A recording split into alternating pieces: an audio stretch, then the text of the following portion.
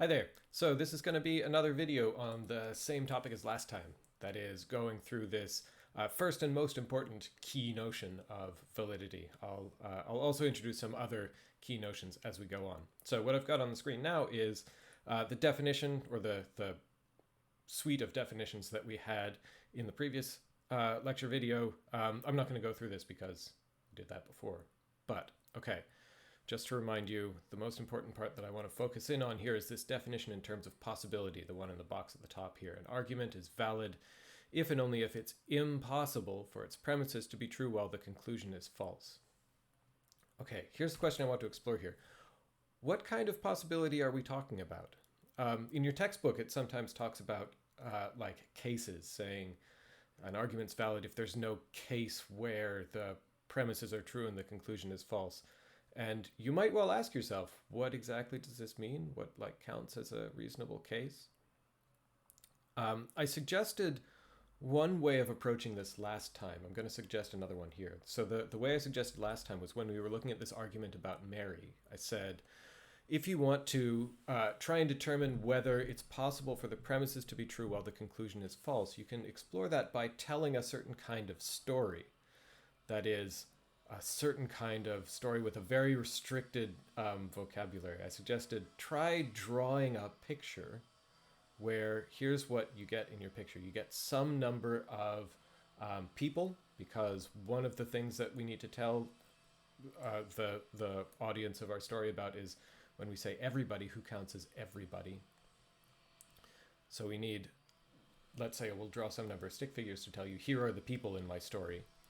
We need to tell you which one of them is Mary. We need to tell you which ones are firefighters.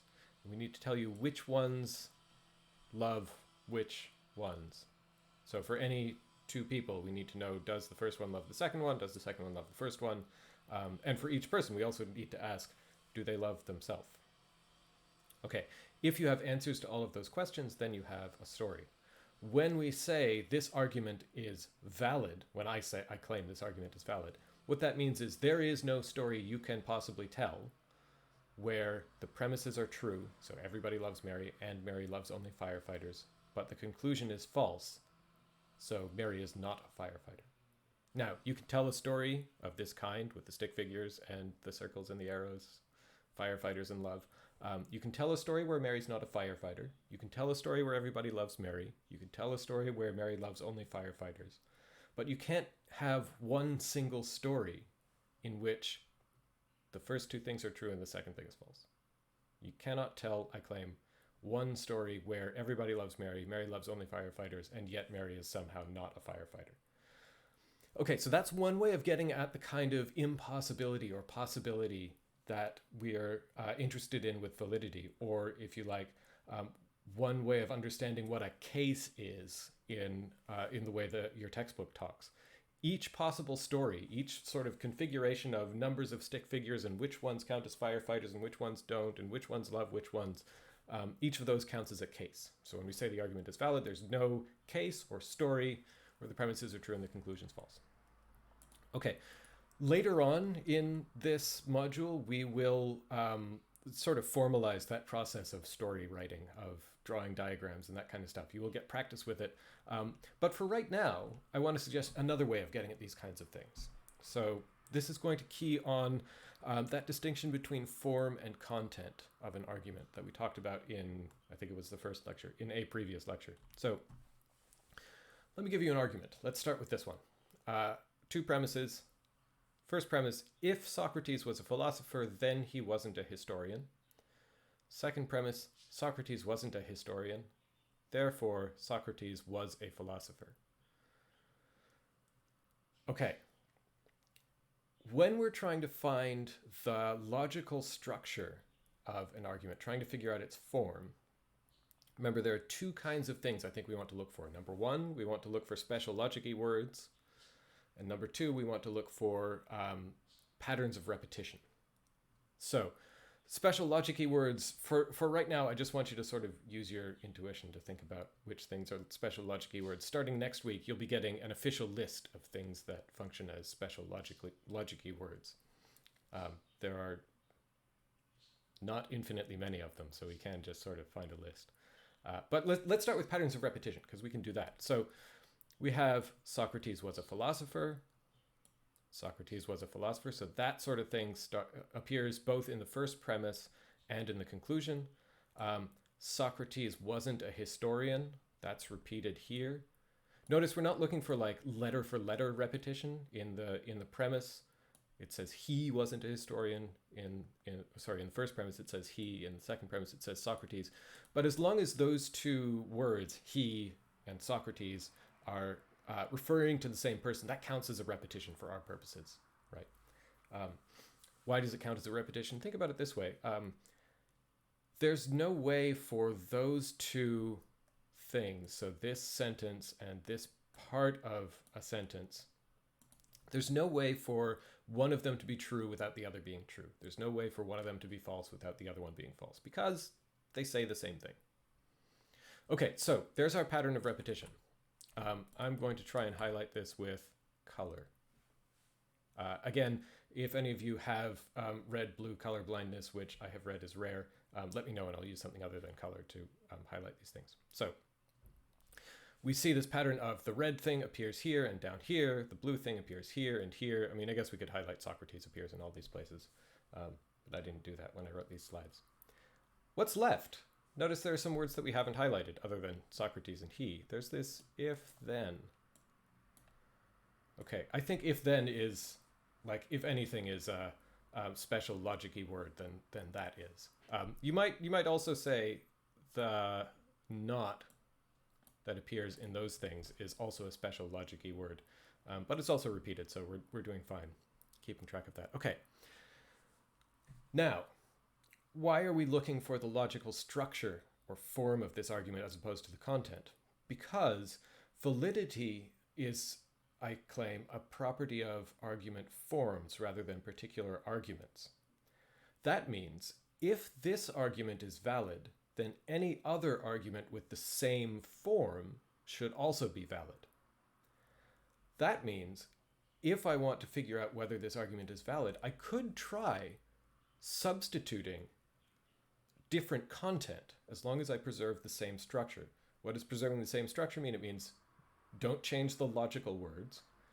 And if you make a substitution of one part, change some of the words, like say if you change was a philosopher in premise 1, well, you need to maintain the pattern of repetition. So whatever I change this to, I also need to change the corresponding thing in the conclusion. So here's another argument with the same structure, I claim. So if then hasn't changed.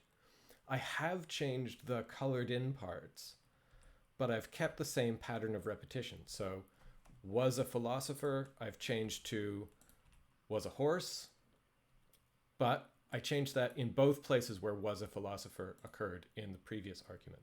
And likewise, I've changed Socrates was not a historian to Socrates was warm-blooded. Okay. Why does changing the words help? Well, we might look at this original argument and think, okay, so there's this conditional sentence, right? It says, if Socrates was a philosopher, then he wasn't a historian. Is that true? Maybe that's true. I'm not sure. Socrates was not a historian. Let's suppose, I think that's true. Socrates was a philosopher. That's definitely true. So we have something with like, I don't know if this is true or false, true, true. At any rate, we don't have true, true, false. But remember, whether an argument's valid or not doesn't depend on whether the premises and conclusion happen to be true in the world as it is. It matters whether it's possible, whether they could be, whether the premises could be true while the conclusion is false. Once I make this change, I think now I have a much clearer sense of whether each of these sentences is true. Sentence 1, if Socrates was a horse, then he was warm-blooded. That, I think, is definitely true. Why? Because all horses are warm-blooded. So no matter who Socrates is, if he's a horse, he's warm-blooded. I think that's true. Second premise, Socrates was warm-blooded. Humans are also warm-blooded, so I think this is true as well. Conclusion, Socrates was a horse. No, he wasn't. Socrates, the Socrates that I'm trying to talk about here, was a philosopher, a human philosopher. I don't claim to know whether any horses are philosophers. Maybe they are. I don't know. But at any rate, Socrates was not a horse. So once I've made this change, now I have something with the same form as the original argument, but I definitely have both premises true and the conclusion false. If the argument form had been valid, it should be impossible for me to give an argument like this with that form, that structure, where you have true premises and false conclusion. So here's a way that you can get at logical structure, get at validity, get at this the relevant kind of possibility or impossibility involved in validity without yet having sort of formal tools for exploring what counts as a possible case. You can try looking for other arguments with different content, but the same logical structure, the same special logic keywords in the same places, and the same patterns of repetition. Okay. That should be helpful for at least some of the exercises you've got for this week. Here's another thing we can do sometimes. We've got X's and Y's showing up here now. That might sound like maths. Don't be scared. It isn't maths. What we sometimes do in logic class, instead of changing from an argument with one kind of content to an argument with another kind of content, is like, try to get rid of the actual content. Because sometimes like this stuff about horses might, get you feeling all kinds of feelings that maybe are distracting from the thing that you need to be paying attention to. I mean, we've substituted one distraction, right? This content about philosophers and historians, for another kind of distraction, content about horses and warm-bloodedness. But in this class, when we're looking at arguments, we are not interested in their content at all, no matter what it is. We're interested in their form. So sometimes what we'll want to do is just take all of that content out entirely and just put blanks in. But if I want to keep track of patterns of repetition, then I don't want to just put like, if Socrates was blank, then he was blank, Socrates was blank, Socrates was blank. Because I need to know that the thing that I put in the first blank is the same as the thing I put in the last blank. The thing I put in the second blank is the same as the thing I put in the third blank. So the way we get around that in this class is we use letters. So if I say, if Socrates was X, instead of saying if Socrates was blank, then I can keep track of, well, if I say Socrates was X again down here, and I keep in mind this letter X, just like the letter Y, is supposed to be standing in for, like, that's a gap, it's a hole, it's a blank that you could substitute with something contentful. The fact that I have the same letter here and here tells me I've got to substitute the same thing again. This is the sort of strategy that we're going to use in this class. We will sometimes use letters of one kind or another to stand in for certain kinds of content. And then when we repeat a letter in one place and another, whether within a sentence or across sentences, across premises and conclusions, that tells us I'm putting the same thing in this same in these different blanks. Yeah, that's a kind of thing. That's a kind of strategy we're going to do. I won't go into that too much further now because just having that at this point isn't super helpful until you get some more stuff. So let's just put that on the table. You've got that for later. Okay. Let me just give you a contrast. And so another thing to watch out for with this sentence, with this argument, is the logic-y words here, if then. Those are tricky. We call these conditional sentences, these if-then kind of sentences in English, as in, I suspect, every actual human natural language. There are lots of ways of expressing conditional sentences. And they can be subtly different. Different kinds of conditional sentences look very similar, but are different. And we have to be, in this class, sensitive, careful, intelligent users of our natural language, which in this class happens to be English, when we're trying to figure out what a sentence says, what it takes for it to be true or false, and then symbolize it appropriately in the logical languages we're going to learn. So the main thing I want you to watch out for when you have an if-then sentence, that there is a difference between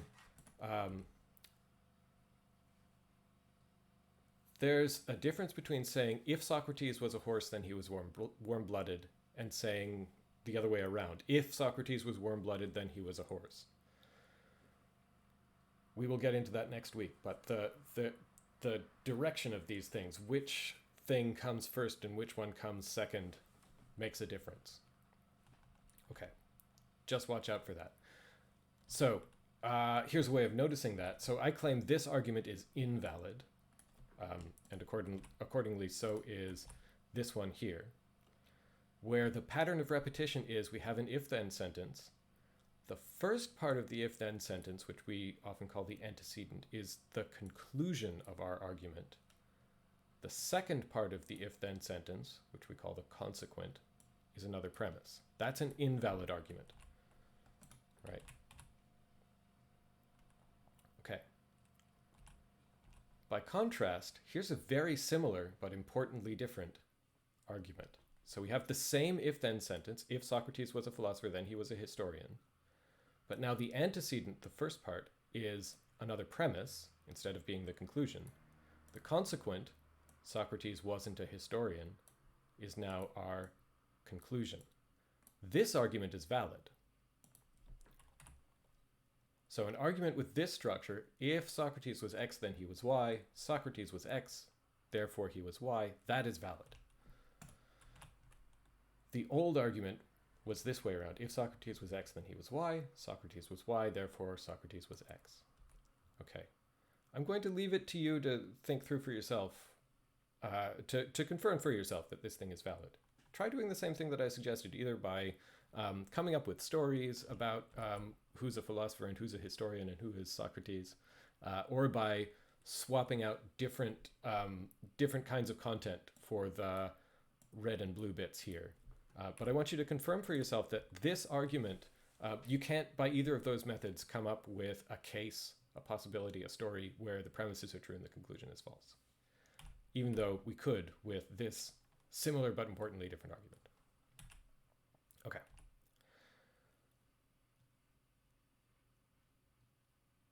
Let me give you this thing. It's a little bit weird. If this stresses you out seeing sciencey stuff, don't worry about it. But here's an argument. Premise, I have non-zero mass. Therefore, conclusion, my speed is less than c, the speed of light in a vacuum, in any inertial reference frame. I think I phrased that so that this is doing what I want it to do. Here's the reason I'm bringing this thing up. I said last time around, in that definition of validity in terms of possibility, I said that was close enough. Here's the point I want to make. It's arguable that it's physically impossible. So if if the theory of relativity is correct, then it should be impossible for anything with a non-zero mass to have a speed of c or greater in any inertial reference frame. So that means it's physically impossible for the premise to be true and the conclusion false. But this is not, for our purposes, a valid argument. The kind of possibility involved here, first of all, has nothing to do with the structure of the argument. Notice there's no repetition here at all. Maybe there are some special logic keywords, but I don't think anything that's going to tell you that it's impossible for the premise to be true while the conclusion is false. I think if you change the contentful stuff, like about that this is about mass and speed and a particular speed, namely c, and inertial reference frames, that's not logical stuff, that's physical stuff. So if you go on and take a metaphysics class next year, you might hear about philosophers often think there are different kinds of possibility and impossibility. Maybe logical possibility is different from physical possibility. So we might want to say a story where the premise here and the premise here is true and the conclusion is false could be a logically possible story, but it's not a physically possible story. So, different kinds of possibility. We're interested in particular in logical possibility. What is logical possibility? It's that kind of thing that has to do with either telling stories, like we did with the Mary argument, or, if you like, making substitutions of the non-logical words, right? Possibility in terms of the logical structure of the argument. not in terms of like the physical structure and laws of the universe.